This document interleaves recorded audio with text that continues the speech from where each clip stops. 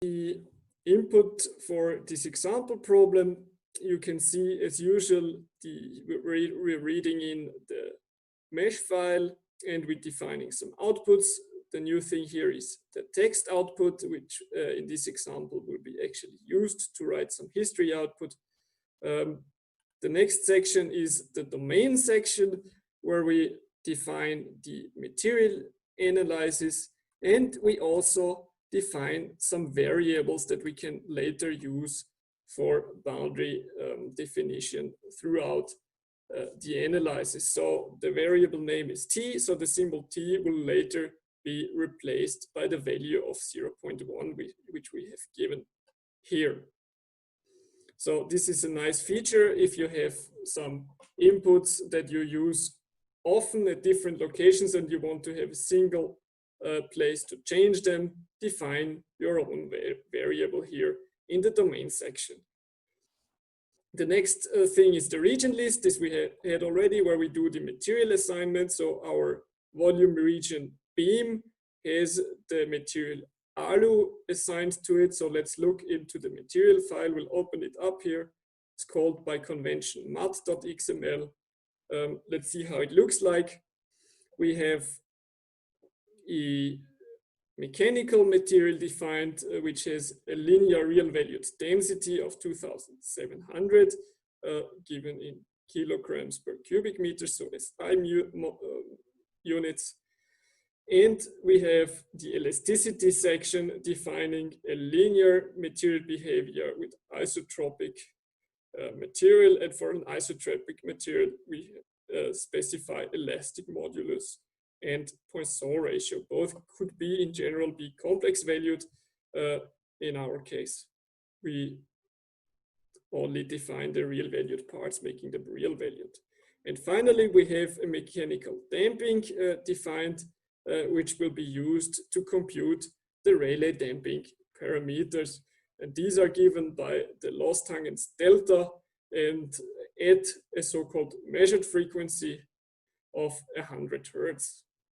So these again are two parameters that will be used later to compute alpha and beta.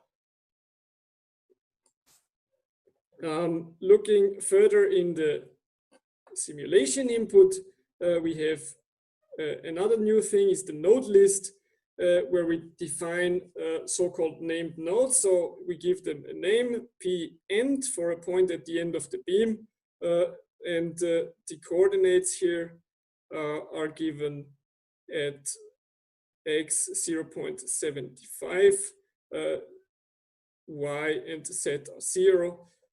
So this will be the end of the beam. And what CFS will do is pick the closest node to this point in the domain. Can the end itself will be a node, or is that what this means? That it just, this is the end and it will take the closest node it can get, and this is then the end? The node list picks the closest node. Okay, thanks. And finally, we have the sequence step. You've seen this already. So index 1 is an static analysis here. We have defined our mechanic PDE. The subtype we need to define to 3D.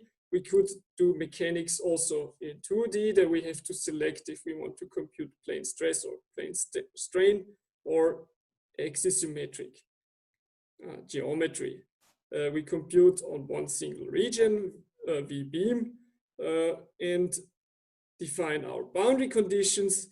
Here, the boundary condition is fix applied to S fix, and we prescribe S fixed, so set to 0, the component X, Y, and Z of the displacement vector. If you would leave out one of the components, this component will be left free.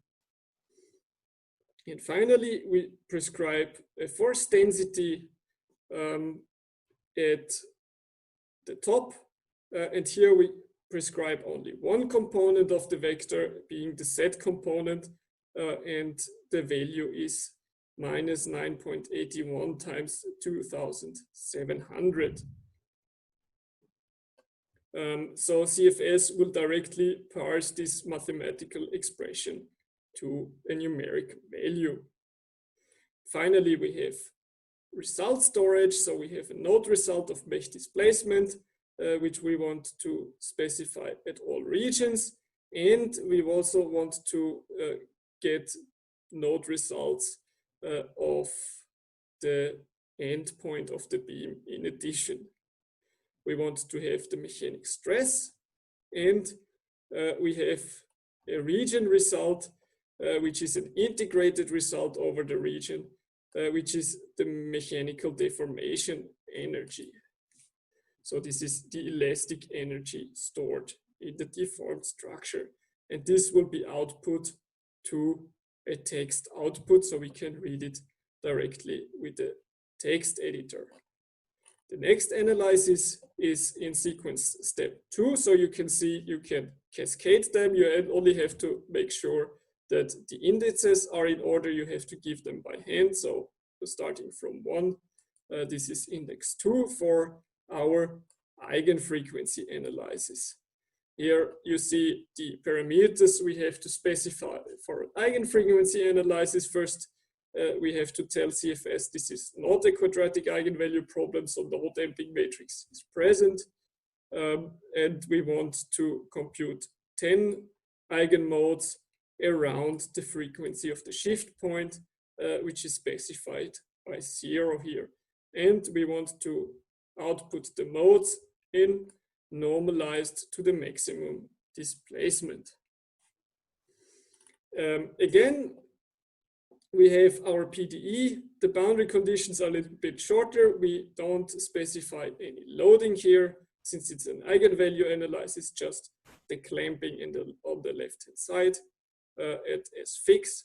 And we only output the displacements to actually obtain the mode shapes. The third sequence step is the harmonic analysis. Here, the input options is to give a number of frequencies where we want to evaluate and give a frequency range. So you can compute, we compute from 5 to 400 Hertz, and the sampling of the frequency points is linear. You could also put a logarithmic sampling here, for example. Again, we need to define the PDE section. Here, a new thing is that we want to define damping. So at the region definition, we have to assign a so-called damping ID, which is defined in the damping list directly below. Here we have defined Rayleigh damping given the ID, which can be arbitrary, but they of course need to match between the assignment and the definition. And we want to adjust damping, so that means that at each frequency, the damping ratio is specified such that it matches the loss tangents delta given in the material file. And finally, we have again the clamping condition, and at the top we put a pressure and give it a value. Note that you could also specify a phase here. By default, the phase is 0. And the phase is given in degrees, not in radian. This is a bit counterintuitive.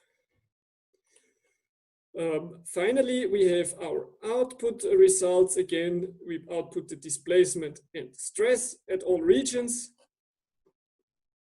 So much for the harmonic analysis. The last analysis is our transient analysis, where we start integrating in time from 0. We want to integrate for 400 steps and give a delta t of 0.0025 seconds. And again, we use the same damping as before. Here we can't adjust the damping in the transient analysis since it needs to remain constant. And the last new thing is in the loading condition. Here we can specify again a value using a mathematical expression. Here you see exponent of minus t over 0.5 times capital T and squared. This is capital T is the variable we have defined above, and T is a reserved variable in CFS++. This denotes the actual time that we have obtained in the static analysis. So there are a few special variables being T for time, X, Y, and Z for spatial coordinates, and F for the frequency. So you could use them in your boundary condition.